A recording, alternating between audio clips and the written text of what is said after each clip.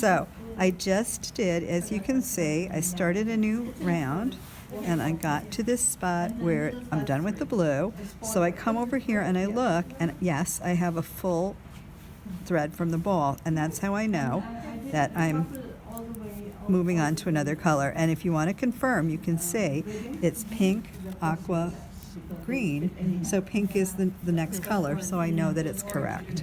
That's what I'm supposed to be doing. So then I'm going to work a pink segment. So you just, each needle you do a different color. Each needle I do a different color. So on one round there will be at the top a blue, a green, and a pink. When I get to the beginning of the next round, it's going to start with the same color that I did on the last needle. So it looks as if they're two in one round, but they aren't. Okay, so I'm missing a stitch here. That's a mess. Okay, so now I'm finished with the pink, and I can see that green is right here. So I'm pulling up the green right here. And just to confirm again, green, pink, blue, and now green.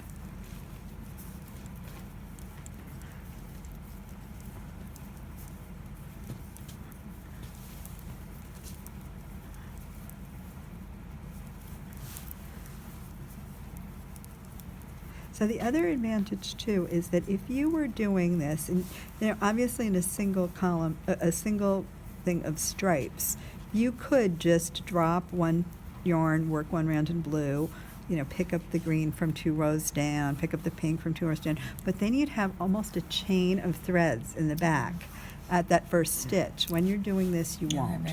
You have nothing. And I mean, again, it's not as perfect because the first row is not perfect. There are 3 different colors, and there is a tiny jog at the beginning. Is there a jog in the rest of it? Beyond that, no, there's not going to be a jog. There's not actually going to be a jog anywhere, but it is a helix. It's not straight circles. Okay, so now if you look at the top, you can see that I have a pink, a blue, and a green.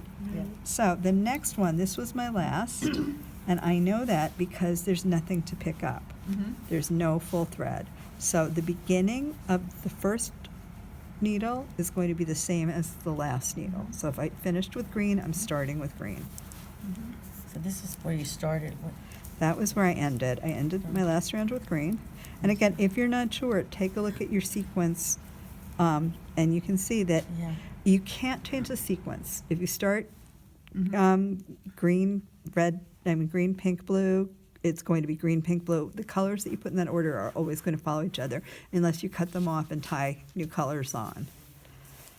And it is a great way to use up your stash because at the end of any needle, you could just tie on a new color and, just change where the stripes go, and you'll still have continual stripes with what appears to be no jog at all in a circle.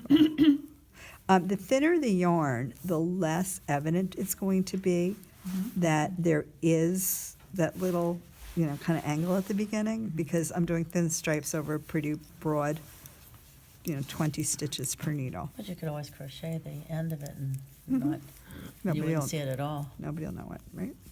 No one's going to pay that I much find it attention very to it. interesting how you hold your fingers. Oh. I always have it like this, because I knit like her, but it's interesting. But do you knit in the back of the stitch at Hilt or in the front? Oh, well, actually, I knit in the front when I knit in the round, so. Okay. Okay. Your pointer must hurt, left-hand pointer. I don't even feel it anymore. It has no feeling. Numb. It's numb. It's numb. Okay, and now here I'm turning to the pink. And again, it's intuitive because it's right under you. Yeah. There's nothing that's impeding it. And I'm not twisting my threads. Yeah. I'm just consistently picking one up from under the other. What would happen if you twisted them? Well, you could, but there's no Wouldn't need to. matter. And it might Wouldn't leave matter. kind of a bump. It might show. So the other thing, again, is now I'm just doing this hastily to give you an idea of what this looks like. If you wanted to maintain perfect tension and you were concerned about having, bad spacing problems. And I knit pretty well circularly. I don't really have a problem doing it. But you could just keep moving over a couple of stitches each time, in which case each needle wouldn't have one color on it. It might have, half pink, half green. But it would still be logical because the yarn end would still end where the last color ended. So you would be able to figure out what color you should use next. But it comes looking striped all around the same color. It still comes, yeah. It's interesting, yeah. Yeah.